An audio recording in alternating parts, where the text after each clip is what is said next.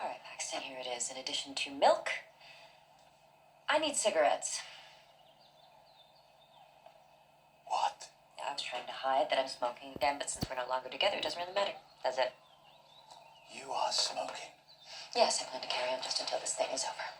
It's magnificent, actually. And when did you start smoking again? Just before Christmas. Why? I started smoking again when I went to Paris.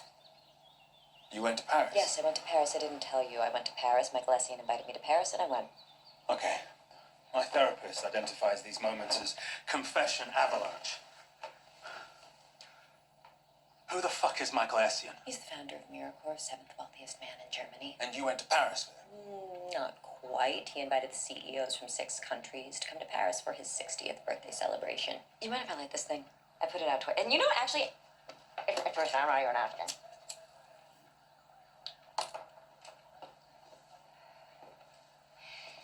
When I got to the hotel, there was this banqueting suite, and I met the 6 other CEOs just like me, only I had just become a CEO, so I didn't realize exactly who I was until I saw the other CEOs, and then I was like, oh, so that's who I am now.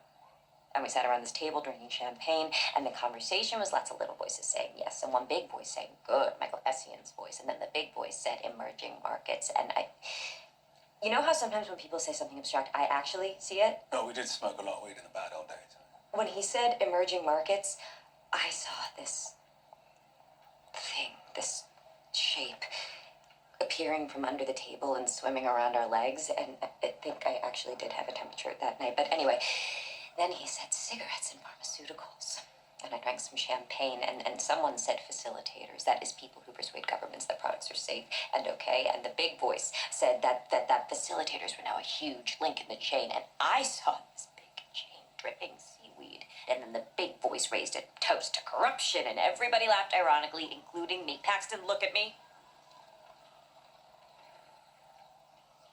And this thing, this shape, it was swimming around my fucking legs, and then the big voice said emerging markets were now some big percentage of MiraCorp's profits, and so there would have to be rationalization in Europe, and I drank some water because I felt a little sick, but also like I might pass out, but then the waiter said brandy, so I said yes, and so the rationalization was planned right there at that table in Paris before Christmas, and the nice people that I fired earlier today, they weren't fired because of a virus like I told them. That was a lie. They were fired because of this thing, this shape that swam with me all the way back to my room, and then to get rid of it, I used a disgusting glass swan to smash a full-length mirror.